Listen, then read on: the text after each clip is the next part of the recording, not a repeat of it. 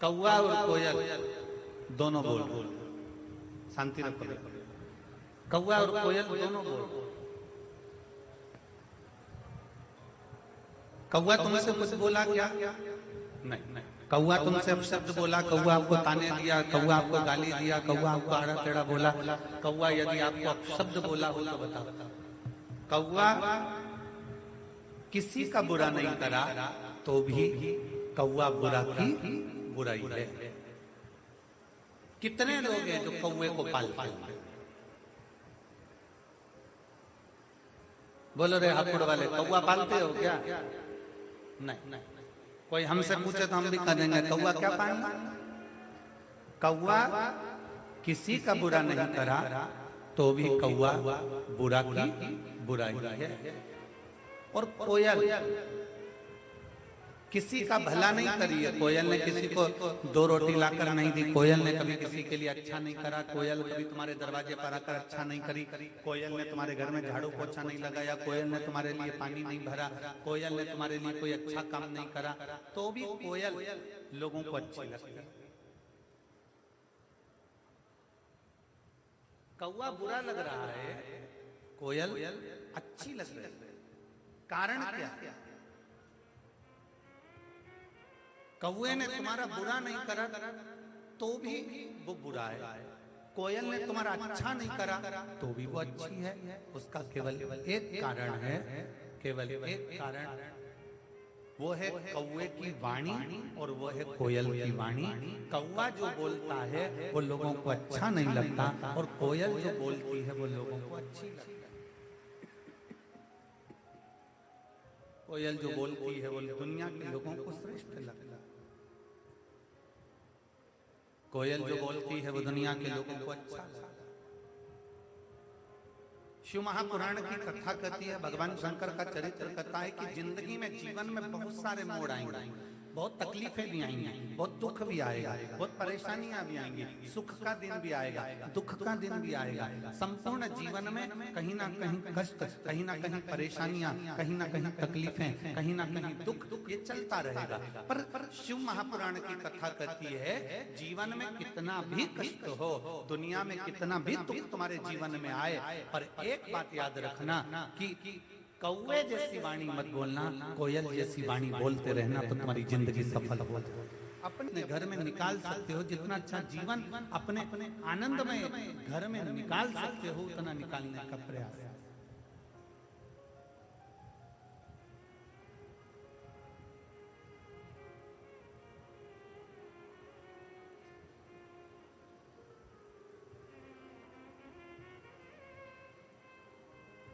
आप कहोगे गुरुजी अभी आप नाराज हो रहे थे, चिल्ला रहे थे, क्या कारण है? इसमें सुबह 8 बजे से आप लोग पंडालों में जगह घेर घेर कर बैठे हो।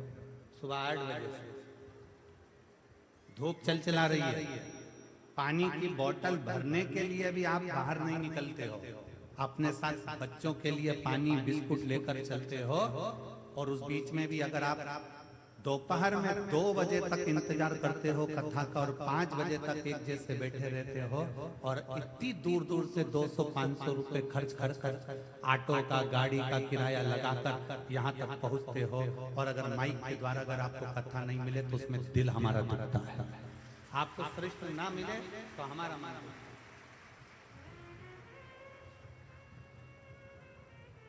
माइक वाला तो अपना पेमेंट लेगा चले जाएगा, टेंट वाला अपना पेमेंट लेगा चले जाएगा, सब अपना अपना खाता लिखेंगे और चले जाएंगे। पर जो के लिए समय आए हो अपना अपना घर छोड़कर, परिवार छोड़कर, बच्चों को छोड़कर घर पर 4 दिन 5 दिन भगवान शंकर के विरल कथा को श्रवण करने के लिए आए, उसमें मूलता आप।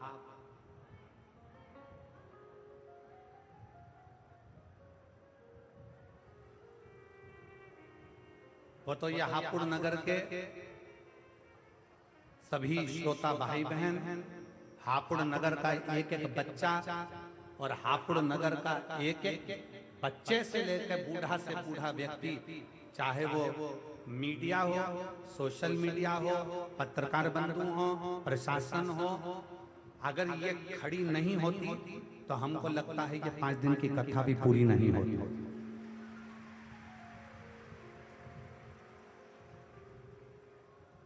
वो तो ये प्रशासन ने, चाहे वो पुलिस प्रशासन हो, चिकित्सा विभाग हो, पीडब्ल्यूडी विभाग हो, कलेक्टर महोदय, एसपी महोदय, एसएसपी महोदय, डीएम महोदय, जो भी कमिश्नर आदि टीआई आदि जो भी लगे हुए हैं, वो अपने इस पूरी कथा को झेले हुए।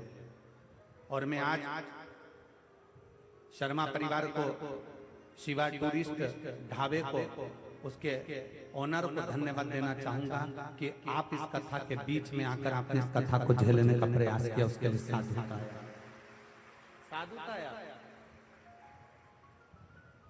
इस हापुड़ नगर का एक एक बच्चा पानी पिलाने के लिए आतुर खड़ा है। इस हापुड़ नगर का एक एक बहने, एक एक भाई इस कथा को संजोने में लगी है कि ये कथा में इतना लाखों की संख्या में जो भक्त पहुंचे हैं, तो वो प्रेम से कथा का रसतत्व ग्रहण करें। शिव तत्व आपके भीतर विराजमान हो, भगवान शंकर की अविरल भक्ति आपके भीतर विराजमान, शिव तत्व बैठे।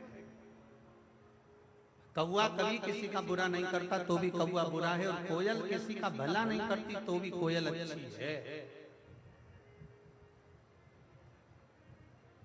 कारण है उसकी वाणी।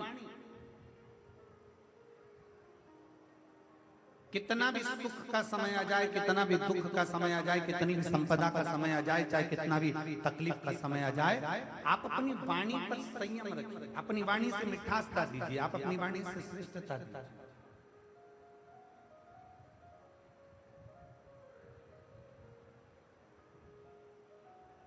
एक बड़ी सुंदर कथा शिव महापुराण के अंदर आती है।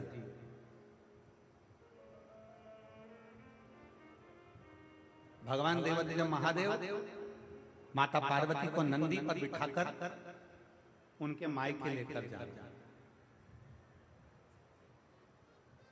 हिमालय राज के घर लेकर जा रहे हैं।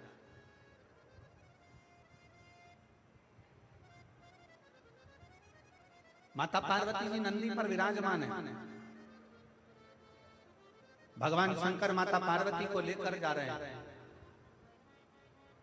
पार्वती जी मायके जा रही हैं, और मायके जाते जाते जाते जाते बीच में पार्वती जी ने शंकर भगवान से थोड़ी देर नंदी रोकने को कहा। बाबा आप थोड़ा नंदी को रोकेंगे?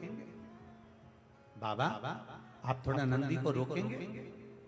भगवान ओघड़दानी, भगवान शंकर नंदी को रोकने के लिए नंदी को आदेश देते हैं, नंदी रुको।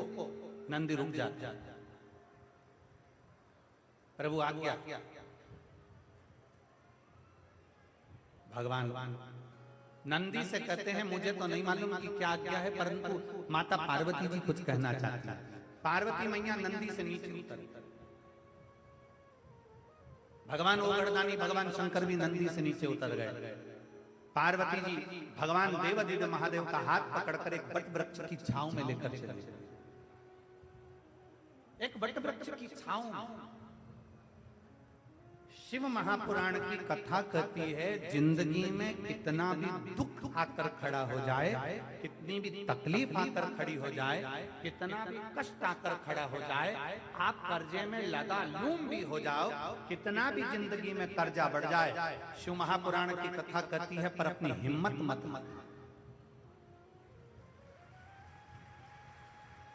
अपनी हिम्मत मत हारना। कर्जा बढ़ गया ना, कोई बात नहीं। तकलीफ बढ़ गई ना, कोई बात नहीं। दुख बढ़ गया ना, कोई बात नहीं। कष्ट बढ़ गया ना, कोई बात नहीं। इससे पहले वाली कथा में नांदगांव महाराष्ट्र में हमने कहा था, समुद्र की लहर आती है। लहर मतलब होता है कि जो आई है वो जाए। समुद्र की लहर आती है, चली जाती है। नदी की लहर आती है, चली जाती है। उसी तरह शिव महापुराण की कथा कहती है, दुख तकलीफ कष्ट की भी लहर आती है, और एक ना एक दिन वो दुख और तकलीफ की लहर भी चली जाती है। बस आपका जो भीतर का विश्वास है वो दृढ़ होना चाहिए। आपके भीतर का जो बल है वो दृढ़ होना चाहिए। आपके भीतर का जो भरोसा है वो दृढ़ होना चाहिए। आपके भीतर का जो विश्वास है वो दृढ़ होना चाहिए। जब हमारे भीतर का विश्वास दृढ़ होता है, तब हम बड़ी से बड़ी तकलीफों को हरा सकते हैं। दुख की घड़ी में क्या करना है, तकलीफ की घड़ी में क्या करना है। शिव महापुराण में एक शंकर भगवान के शिवलिंग का वर्णन आता है, बटकेश्वर महादेव। कौन से महादेव हैं? जम के बोलो जरा, बटकेश्वर। फिर एक बार वापस बोलिए। शिव महापुराण में एक महादेव का वर्णन आता है कि जिस समय पर भगवान शंकर ने क्रोध में आकर काल भैरव को प्रकट करा था और काल भैरव ने ब्रह्मा जी का सिर काट दिया था, वो सिर कटकर आगे गया और सिर कटकर जब आगे गया तो उनके मस्तक से वृक्ष ने जन्म ले लिया, जिसका नाम बट का वृक्ष हुआ और शंकर जी उसके नीचे बैठे तो उसका नाम बटकेश्वर महादेव। वो बटकेश्वर महादेव।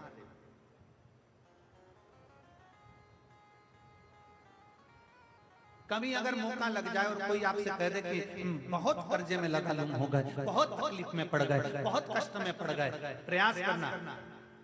अगर कर्जा ज्यादा है तो मेहनत ज्यादा करना, कर्जा ज्यादा है तो कर्म ज्यादा करना है, कर्जा ज्यादा है तो रात दिन एक करना है, कर्जा ज्यादा है तो आप तकलीफों में घिरे क्यों हो, क्योंकि कर्जा होने के बाद आप मेहनत कम कर देते हो। कर्जा हो गया, मेहनत को 4 गुना बढ़ा, कर्जा हो गया, अपनी लगन को 4 गुना बढ़ा, कर्जा हो गया, अपने कर्म को 4 गुना बढ़ा और साथ में अपनी मेहनत को बढ़ाते बढ़ाते बट वृक्ष के नीचे 1 लोटा जल शंकर भगवान को चढ़ाना प्रारंभ करो और बड़ थोड़ी सी जड़ लाल वस्त्र में लेकर अपनी पर्स में या अपनी जेब में या अपने संदूक में या अपनी अलमारी में उसको रखो। प्रतिदिन बड़ के पेड़ के नीचे जाकर अगर शंकर जी नहीं भी हैं तो बड़ के पेड़ के नीचे बटकेश्वर महादेव का नाम लेकर अगर हम 1 लोटा जल समर्पित करते हैं तो कर्जा कुछ ही दिन में चूकता जरूर है और लक्ष्मी की आवक बढ़ती है। बटकेश्वर महादेव, इसमें केवल बड़ के पेड़ के नीचे जल चढ़ाना नहीं, अपनी मेहनत को 4 गुना करना, अपने परिश्रम को 4 गुना करना, अपनी लगन को 4 गुना बढ़ाना, अपने कर्म को 4 गुना करना। जितनी मेहनत आज तक करते थे उस मेहनत को दुगना बढ़ा लीजिए, 4 गुना बढ़ा लीजिए और फिर आगे बढ़ जाओ। फिर कहीं ना कहीं परमात्मा तुम्हें संभाल लेगा। शंकर को चढ़ाया गया जल तुम्हें संभाल लेगा, शंकर को चढ़ाया गया एक जरा सा जल भी तुम्हें संभाल लेगा।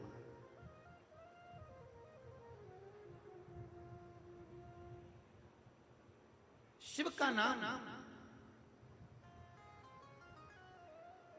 हम तो आप लोगों से भी कहेंगे, प्रैक्टिकल कर कर देखना, कहीं सियोर वाला महाराज झूठ तो नहीं बोल रहा। प्रैक्टिकल करते रहना चाहिए, प्रयास में लगे रहना चाहिए। और हमने पहले भी कथा में कहा कि प्रैक्टिकल जरूर करो। एक महाराज जी प्रवचन दे रहे थे, प्रवचन में बोल रहे थे मदिरा नहीं पीना चाहिए, शराब नहीं पीना चाहिए। मदिरा पीने वाला व्यक्ति गटर में पड़ा होता है, नाली में पड़ा होता है। उसमें एक महाराज का पहचान वाला बैठा था, उठकर खड़ा हो गया, खड़े होकर बोला, महाराज तुम इतना बड़ा बड़ा प्रवचन दे रहे हो, तुम्हारा सगा भाई पी के तो नाली में पड़ा है, गटर में पड़ा है, और तुम हमको ज्ञान दे रहे हो, अपने भाई को क्यों नहीं समझाते? महाराज जी को क्रोध नहीं आया। महाराज जी ने कहा, भाई मैं भी प्रवचन दे रहा हूँ, मेरा भाई भी प्रवचन दे रहा है, मैं मुख से समझा रहा हूँ, मेरा भाई प्रैक्टिकल करके दिखा रहा है। ये आपकी मर्जी है, आप कैसे समझेंगे आपके ऊपर है। प्रैक्टिकल जरूर करना चाहिए। सियोर वाले महाराज ने कहा हम प्रैक्टिकल कर कर देखते हैं। सियोर वाले महाराज ने बोला हम जरा कर कर देखते हैं। और प्रयास करो, एक बार प्रैक्टिकल जरूर करो। जिस दिन बहुत बड़ी समस्या में घिरे हुए हो, बहुत बड़ी तकलीफ में घिरे हुए हो, घर में से 1 लोटा जल भरो, बड़ का पेड़, बड़ का वृक्ष जहां हो वहां पहुंच जाओ, 2-3 मिनट हाथ में जल लेकर बैठो और बैठने के बाद अपने मन की कामना कर कर बटकेश्वर महादेव के नाम से बड़ वृक्ष की जड़ में जल डाल दीजिए। 2 दिन 3 दिन अगर तुमने जल चढ़ाया, कितनी बड़ी भी समस्या होगी उसकी राह मिलेगी जरूर, और भोलेनाथ हाथ पकड़ेंगे। बटकेश्वर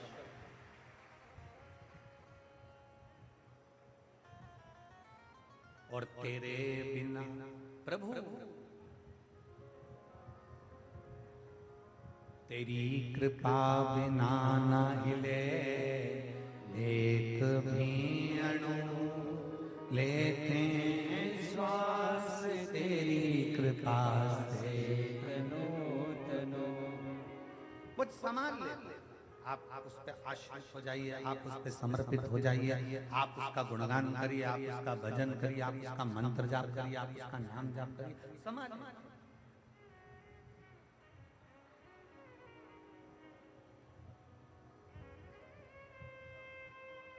बीमार होते हो, डॉक्टर के पास जाते हो,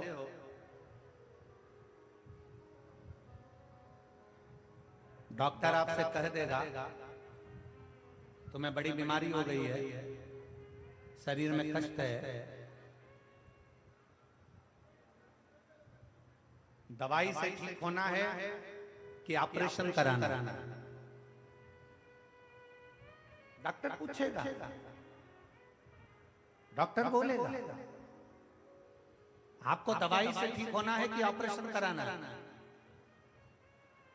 मान लो एकदम तुम डॉक्टर के पास पहुंच गए और डॉक्टर ने कह दिया कि तुम्हारे को ऑपरेशन करना पड़ेगा, तुम्हारे घुटने का ऑपरेशन करना पड़ेगा, तुम्हारी हड्डी का ऑपरेशन करना पड़ेगा, तो तुम डॉक्टर साहब से कहोगे डॉक्टर साहब ऑपरेशन मत करिए, थोड़ा दवाई दे दीजिए ना, दवाई से ठीक हो जाए तो अच्छी बात। बोलो सही है कि गलत है? एकदम तो ऑपरेशन नहीं करा लो। डॉक्टर साहब हमारा ऑपरेशन मत करिए, थोड़ी दवाई दे दीजिए। डॉक्टर बोलेगा क्यों? अच्छी दवाई दे दो जिससे मेरा रोग ठीक हो जाए, अच्छी दवाई दे दो जिससे मेरी बीमारी ठीक हो जाए। डॉक्टर पूछेगा तुम ऑपरेशन कराओगी या दवाई खाओगी, तो उसमें से दो ऑप्शंस में से एक ऑप्शन आपको चुनना है। डॉक्टर से कहना डॉक्टर साहब मुझे दवाई दे दो, ऑपरेशन मत करिए, क्योंकि ऑपरेशन करोगे तो शरीर बेकार होता चले जाता है। ऑपरेशन से शरीर बेकार हो जाता है।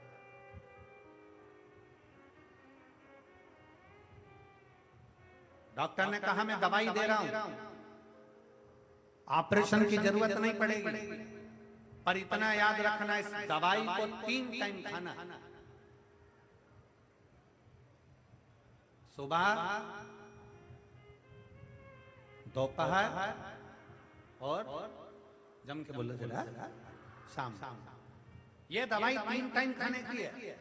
सुबह खाना, दोपहर में खाना, शाम को खाना। सुबह की दवाई को पानी से ले लेना, दोपहर की दवाई को भोजन के बाद ले लेना, और शाम की दवाई को सोने से पहले ले लेना। ये 3 दवाई मैं तुझे दे रहा हूं। रेगुलर खाना, 1 महीने तक खाना, 1 महीने के बाद मैं जांच करूंगा कि ऑपरेशन की जरूरत तो नहीं है। 1 महीने तक तुमने दवाई खाई, दवाई खाने के बाद डॉक्टर के पास गई, डॉक्टर साहब देखो मेरे को ऑपरेशन की जरूरत तो नहीं। डॉक्टर ने जो